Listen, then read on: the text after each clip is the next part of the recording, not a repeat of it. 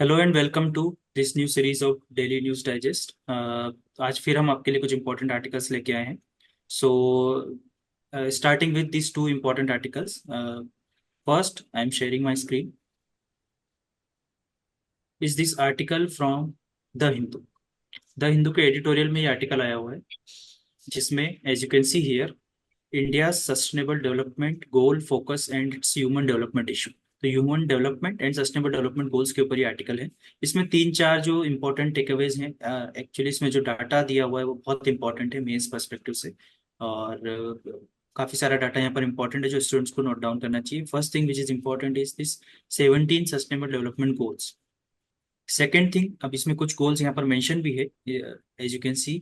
Goal number 3, goal number 4 good health quality education, goal number 5 gender equality, goal number 8 decent work and goal number 10 reduce inequality. तो human development index से related जितने भी goals हैं वो यहाँ पर mention.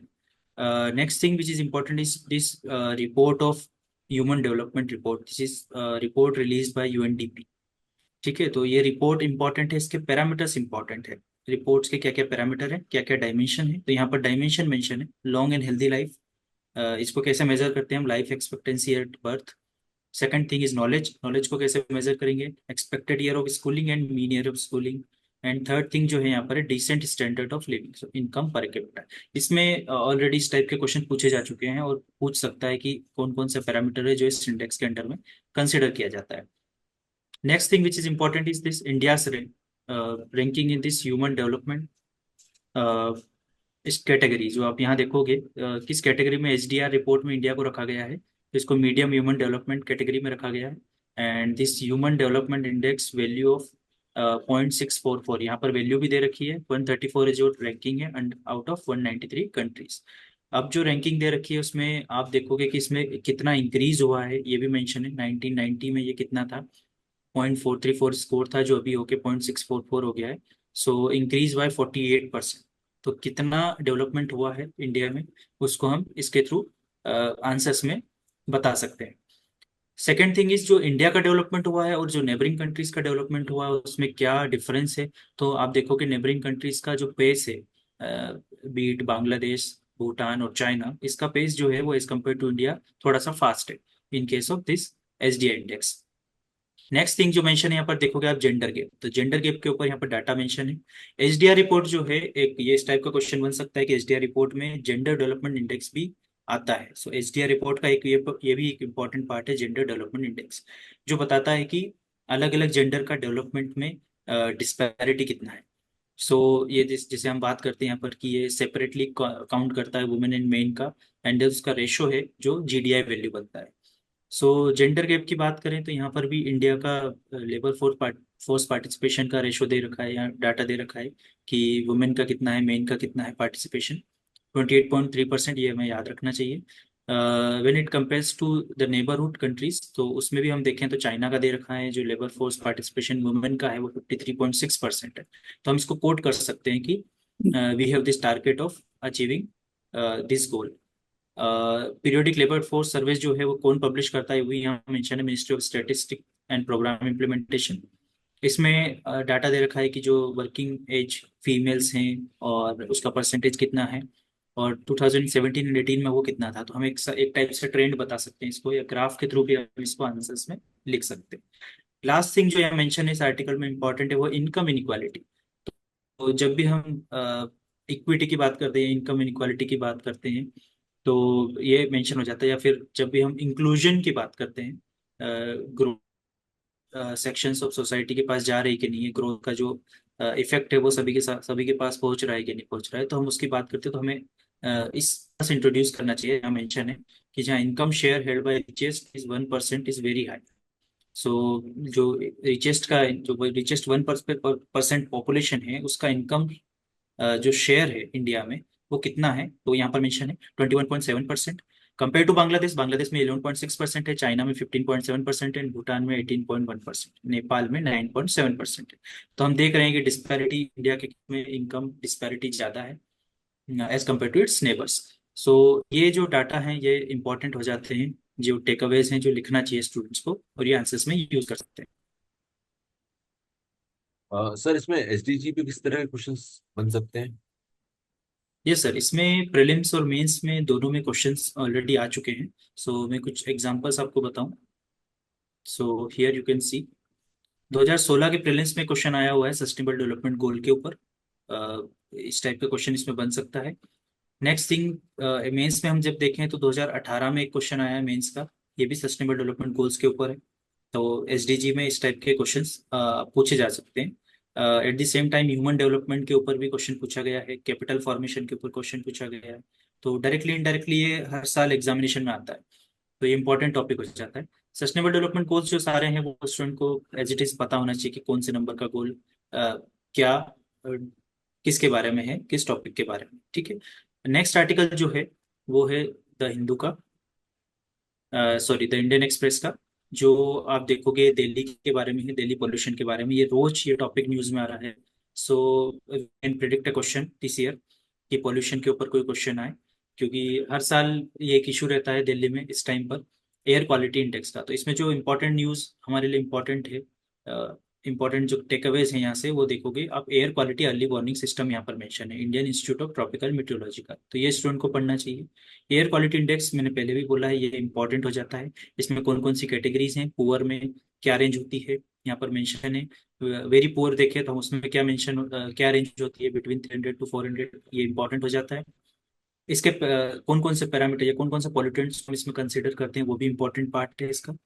उसके बाद यहाँ पर जो मेंशन है कि ये डिले क्यों हुआ, या फिर क्या कॉम्बिनेशन, क्या इश्यूज हैं। तो कुछ इश्यूज यहाँ पर दे रखे हैं कि टेम्परेचर है, फार्म फायर्स हैं, इसके बाद काम विंड्स हैं। तो इसके कारण जो पॉल्यूटेंट्स है वो अक्यूमुलेट हो जाते हैं और उसके कारण पोल्यूशन ज़्यादा होता है। तो यहाँ मेंशन है एक कमीशन, जो यहाँ मेंशन है ये पढ़ना चाहिए स्टूडेंट्स को। Commission on air quality management in NCR and adjoining areas.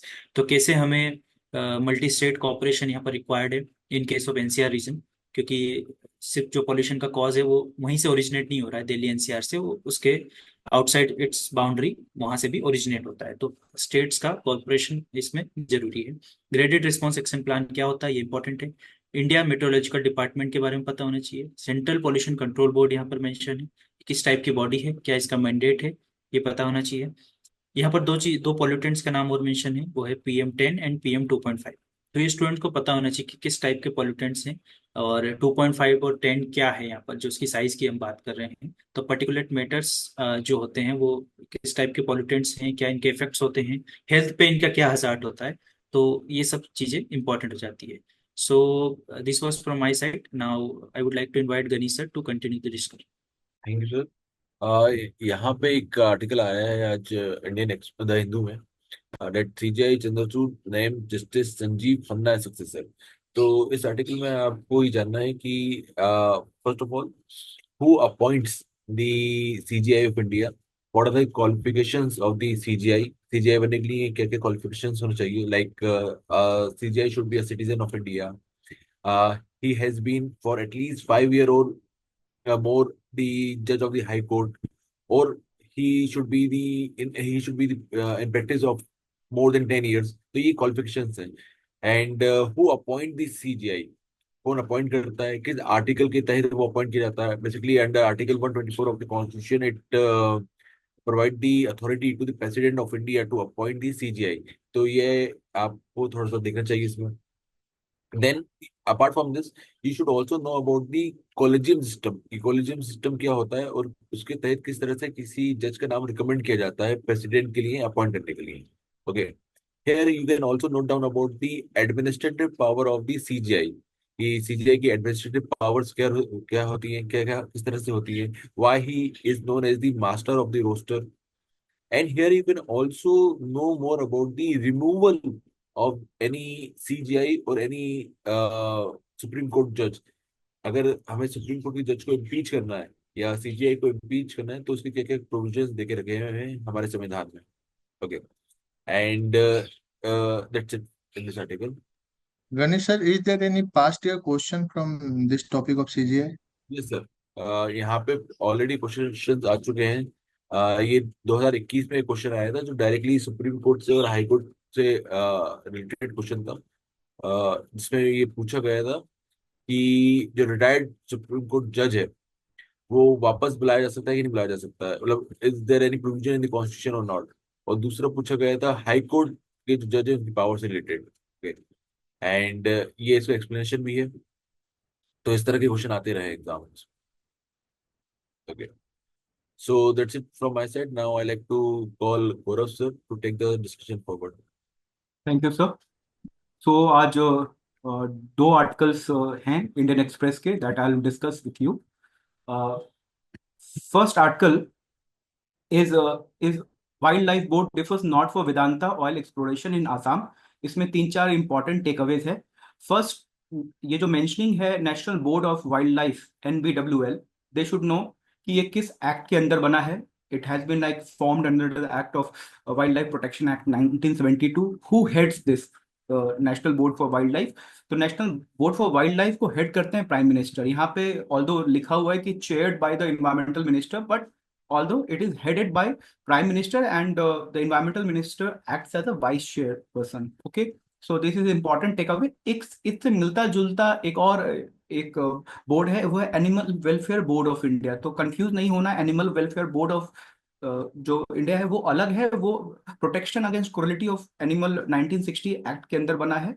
तो वो एक डिफरेंट बॉडी है, ये एक डिफरेंट बॉडी है। Then there is a mentioning of like a tiger reserve, that Ramgarh Vishadri Tiger Reserve. Where it is, they should know about the location of the Ramgarh Vishadri Tiger Reserve। It has very recently added to the list of tiger reserves। तो India में कितने tiger reserves हैं, they should know about it।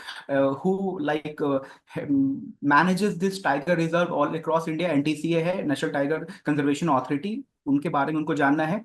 Then there is a mentioning of like Hulak gibbons। Hulak gibbons कहाँ मिलते हैं, उनका conservation status क्या है? तो it is mention that hoolock gibbons is India's only ape species. ये बड़ा इंपॉर्टेंट स्टेटमेंट है अपने आप में। It can be like ask in prelims that it is only ape species, ape species found in India. And उसका वो कहाँ मिलता है? वो मिलता है देसाई रिजर्व में। देसाई रिजर्व है और एक सेंचुरी मेंशन है, हुलनगन पार गिबन सेंचुरी, ये मेंशन है। तो हो सकता है answer question can be asked regarding this. And then ये जो होल आर्टिकल है ये कहीं ना कहीं बात भी करता है for like GS paper 3 environment man animal conflict के बारे में भी बात करता है। When we have developmental projects going through sanctuaries और wild life parks, so it creates a sort of discomfort for the animals also। so it's this article इसमें overall talks about the man animal conflict also। so this is करो basic sir, takeaway। इसमें question किस type के पूछे जा सकते हैं, sir जैसे बहुत प्रोटेक्टेड मतलब एरियाज में? हाँ जी सर, एवरी ईयर से क्वेश्चन जनरली बनते हैं।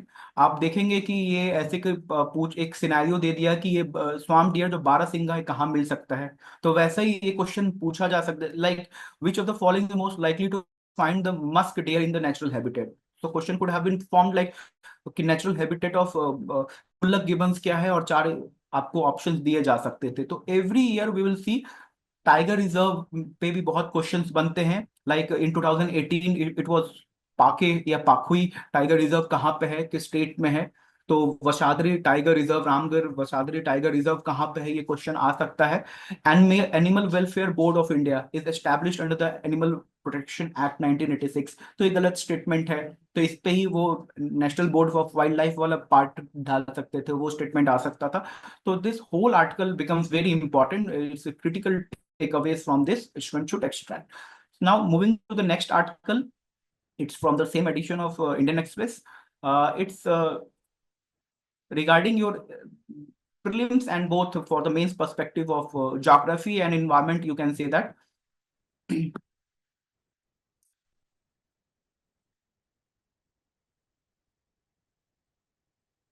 Here it is। So the title is the why researchers studied marine temperatures in the twilight zone। तो पहली बार उनको जानना है कि marine heat waves क्या होता है।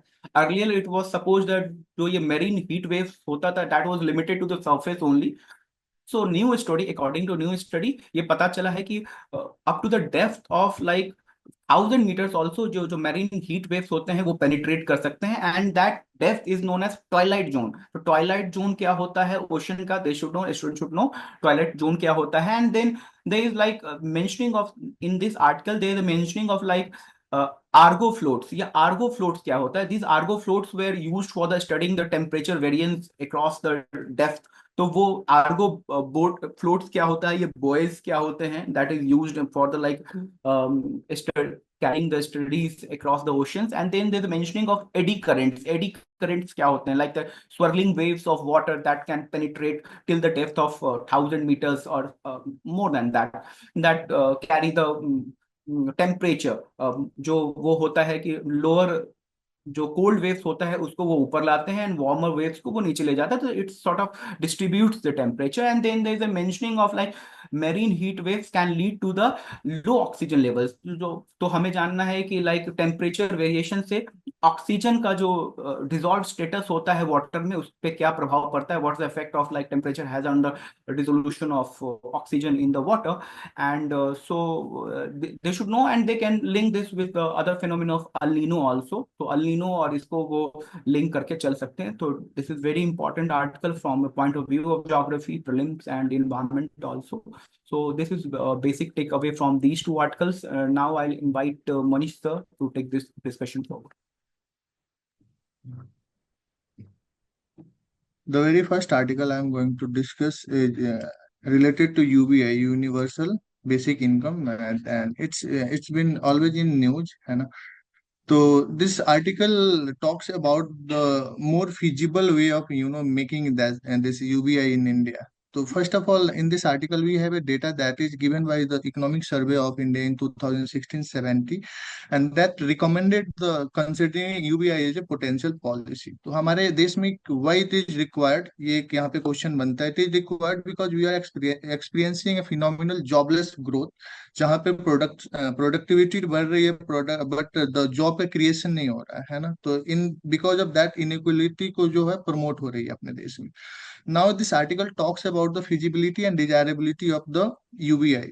UBI is desirable because it's empower citizens. It gives some sort of money to citizens every month, और उनकी purchasing power बढ़ती है. However, it is feasible or not, it is a concern that is being discussed in this article. So, as far as feasibility is concerned, it is as per the present context, जिस वे में हम UBI को देख रहे हैं, we need approx 3.5 to 11% of our total GDP to make it implicable. तो एक बहुत बड़ा कंसर्न है, ये डेटा हमें जानना चाहिए. And this article also talks about some form some kind of UBI practices that is already in our country. For example जैसे तेलंगाना गवर्नमेंट का जो स्कीम है राइत बंधु स्कीम, यहाँ पे गवर्नमेंट 4,000 रुपीज पर एकड़ के हिसाब से फार्मर्स को दे रही है. इन द सेम में प्रधानमंत्री किसान Samriddhi Nidhi Yojana, in which we are directly transferring money to the farmers. However, this article is saying कि there are some challenges जो अभी का प्रैक्टिस में है. For example inclusion and exclusion error की बात करता है article. along with that there is issue of Aadhaar verification and rejection by the banks. तो अगर इन these two problems can be sorted by UBI because ये universal है, तो यहाँ पे हमें एडमिनिस्ट्रेटिव कॉस्ट जो एसोसिएट होता है वो मिनिमाइज हो जाता है, प्लस एक्सक्लूजन वाली प्रॉब्लम नहीं रहेगी. Along with that, there will be no need of middleman because we are going to transfer it to everybody. And the third is the universal transfer also avoid work disincentives often associated with targeted program. तो ये इसकी good things बता रहा है article. along with that it is saying कि the present context में जिसमें हम UBI को देख रहे हैं that is not feasible because of the budgetary constraints, and government has many other challenges related to poverty alleviation and many other concerns related to employment and all long terms constructive work. तो यहाँ पे article suggest करता है कि we can go for a limited UBI in which हमें क्या करना चाहिए, PM किसान जो समृद्धि स्कीम है इसी को हम थोड़ा सा बढ़ा दें, और जो पर कैपिटा की बात करते हैं GDP का वो 1% रखें, और ऐसे करके जो अमाउंट हमें खर्चा करना होगा that will be in the range of 5,000 rupees, approx 4,500 rupees for each family, and it will be practical for implication. इसको हम इम्प्लीमेंट कर सकते हैं। तो this article talks about all these things कि what are the challenges that UBI में है, हमारा जो करंट में यूबीआई लाइक स्कीम्स है वो क्या चैलेंजेस फेस कर रहा है, और क्या किया जा सकता है। तो ये सर मेंस ये के पॉइंट ऑफ व्यू से। इसका यूबीआई का यस रिलेवेंस क्या हो सकता है एग्जाम के सर, पॉइंट? यूबीआई में it may be asked in the prelims questions कैसे कि यूबीआई जैसे इकोनॉमिक सर्वे का डेटा है कि कब इसने रिकमेंड किया था, क्या है यूबीआई। प्लस मेंस में इसका बहुत अच्छा खासा हम यूज कर सकते हैं, because this is very analytical article. इसमें क्या ड्रॉबैक्स है, क्या चैलेंजेस है, कैसे इस इशू को ओवरकम किया जा सकता है, सारे पॉइंट्स निकल के आते हैं। The second article is the second article it talks about a recent initiative of US government, जहाँ पे ये एक नई पॉलिसी लाया है, that is click to cancel. What is happening in present context ना, कि company are making full of customers, they are giving us subscription और ऑटो पे रिलेटेड थिंग्स, और जब हम इसको कैंसिल करना चाहते हैं तो they impose certain type of conditions और सर्टेन टाइप ऑफ रेस्ट्रिक्शंस, है ना। तो इससे रिलेटेड है ये आर्टिकल, कहता है कि if someone wants to cancel its subscription, it can be done virtually. There is no need to present in person. And if company are not following this instruction guidelines of the government, then it can be penalized under the civil penalties code, है ना। तो इसमें तीन conditions है for, तीन की take away है, जो है कि जो कंपोनेंट्स है गाइडलाइंस का, talk to live or virtual representative to cancel any subscription, और वो कंडीशंस while signing up के टाइम पे नहीं था। तो दूसरा इसमें है कि they cannot charge something extra. If you are canceling your subscription, you don't need to pay extra money. And the third thing is that cannot mandatorily in person cancellation, means कि there is no such need to you need to be there over there to in order to cancel your subscription. तो दूसरा इसमें point निकल के आता है कि where it is applicable, कौन सी वो कंपनी है। तो इसमें इन्होंने दिया है कि ऑलमोस्ट नेगेटिव ऑपरेशन प्रोग्राम्स, वो कंपनी जो नेगेटिव ऑपरेशन प्रोग्राम को एग्जीक्यूट करती है, और in any media house not, yes, जो कंपनी निगेटिव ऑपरेशन प्रोग्राम्स को फॉलो करती है। तो यहाँ पे इन्होंने डिफाइन किया है नेगेटिव ऑप्शन प्रोग्राम क्या होता है। तो company assumes a customer accepted a service unless they are specifically rejected.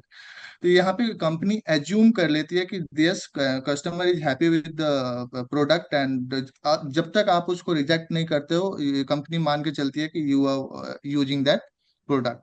For example customers agree to 1 week trial, जैसे आते हैं जो प्राइम, अमेजन प्राइम का मेंबरशिप 1 मंथ के लिए फ्री वाला, इस टाइप का कॉन्सेप्ट है। तो इसके थ्रू करना क्या चाहती है गवर्नमेंट, टू कम्बेट अनफेयर और deceptive practices related to subscription, जो आज के टाइम में हो रहा है। ये प्रीलिम्स के पॉइंट ऑफ व्यू से आर्टिकल इंपॉर्टेंट है, because in 2016-17 UPSC has asked a question related to general data protection agreement of European union. तो कोई भी अगर नया इनोवेटिव आइडिया और इनोवेटिव स्टेप्स गवर्नमेंट के द्वारा ली जाती है, तो यूपीएससी इस पे क्वेश्चन पूछ लेती है प्रीलिम्स में। This is all from my side. Now I would like to invite Mustafa sir to continue the discussion. Thank you sir. आज के पेपर में आई read the Indian Express and I found two articles to be particularly important. जो पहला article मैं discuss करना चाहता हूँ वो है कि this is an explained article, मतलब इसमें रीजंस के बारे में बात हुई है। Why no Indian working in India has won a science Nobel in 94 years. तो जब पिछला नोबेल भारतीय को किसी साइंस की फील्ड में मिला था वो 1930 में डॉक्टर सीवी रमन को मिला, और उसके बाद we haven't had a Indian basically being granted a Nobel Prize. There have been people from Indian origin, like Professor Hargobind Khurana को मेडिसिन में 1968 में मिला है, सुब्रमण्यम चंद्रशेखर जी को फिजिक्स में 1983 में मिला है, और वेंकट रमन रामकृष्णन को केमिस्ट्री में 2009 में मिला है। But these are all people who did their work outside India first and they were not Indian citizens. These people were persons of Indian origin, right? तो प्लीज रिमेंबर कि पिछले ऑलमोस्ट 100 साल से इंडिया को साइंस में Nobel नहीं मिला है। This is something which should be a major cause of concern for the country as a whole. कुछ रीजंस इस आर्टिकल में लिखे हुए हैं which I think the student should take a note of and आप लोगों को याद भी रखना चाहिए। पहला इसमें यह है कि inadequate attention on basic research, low levels of public funding, excessive bureaucracy, lack of incentives, opportunity for private research थोड़ा कम है तो अल्टीमेटली यहाँ पे कुछ नंबर्स एंटी हो सकते हैं कि स्टूडेंट्स को पता लगाना चाहिए कि इंडिया का रिसर्च एंड डेवलपमेंट में कितना इन्वेस्टमेंट है। तो it is at this point less than 1%, and it has to be at least around 3 to 4%, which is something which the government should target. तो जीडीपी के कंट्रीब्यूशन के perspective से देखें तो रिसर्च एंड डेवलपमेंट पे ज्यादा खर्च नहीं होता। इसी वजह से होता यह है कि बहुत ही कम इंस्टीट्यूशंस कटिंग एज रिसर्च में पार्टिसिपेट करते हैं, एंड जो पोटेंशियल नोबल विनर्स का पूल है अपने आप में वो बहुत छोटा हो जाता है। फिर there are some other examples as well of individuals who are nominated but did not win.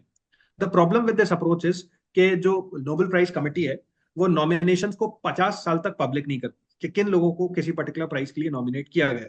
तो we do not have adequate amount of data, और जो लास्ट का डेटा है हमारे पास वो 1970s का है। बट 1970s तक भी around 35 Indians basically figured in this list. Out of those, around 6 were scientists, जैसे प्रोफेसर मेघनाथ साहा, प्रोफेसर होमी बाबा, सत्येंद्र नाथ बोस, ये सारे जो थे वो फिजिक्स के प्राइज के लिए नॉमिनेट किए गए थे। There were others for chemistry as well as physiology as well. But कुल मिला के बात ये है कि this is something which needs to be seen, and क्यों रिसर्च एंड डेवलपमेंट पे ज्यादा फोकस अभी फिलहाल हम नहीं कर पा रहे हैं, और क्या स्टेप्स है जिनके थ्रू ये अचीव किया जा सकता है।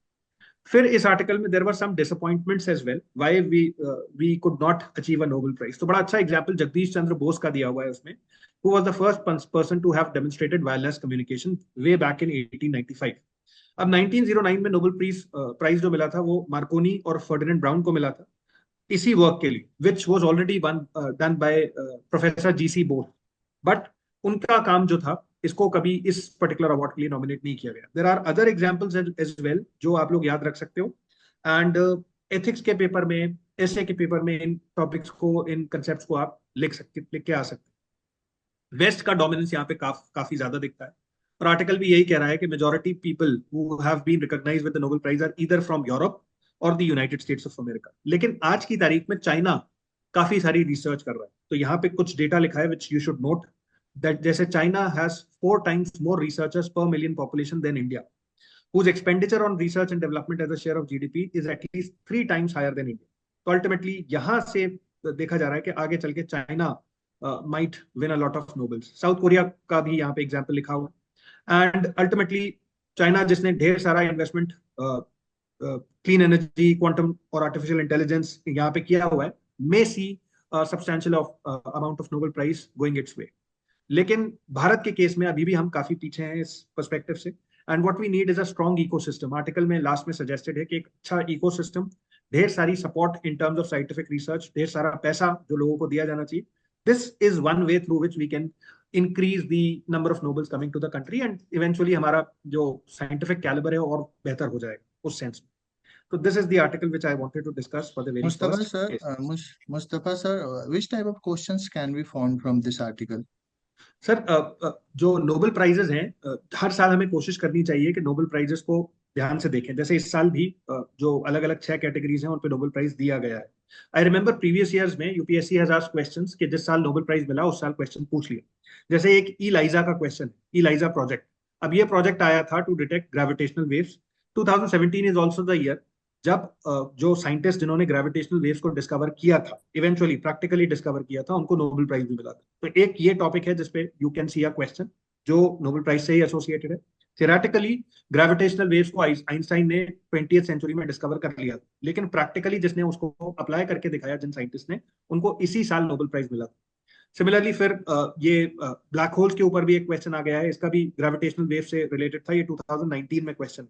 तो मेरे हिसाब से students should keep this in mind that whenever Nobel prizes are introduced, जैसे इस साल माइक्रो आरएनए के लिए फिजियोलॉजी में नोबेल प्राइज मिला है, तो कोशिश करनी चाहिए कि आपको एग्जैक्टली पता हो कि किस रीजन की वजह से नोबेल प्राइज दिया गया है। Don't try and mug up the names of the scientist, वो जरूरी नहीं है कि पूछे जाए, लेकिन उनका कॉन्ट्रीब्यूशन जो है वो जरूर पूछा जा सकता है। फिर एक आर्टिकल और मुझे जो रेलवेज के पॉइंट ऑफ व्यू से इंपॉर्टेंट देखा, railways shortens advance reservation period from 120 to 60 days।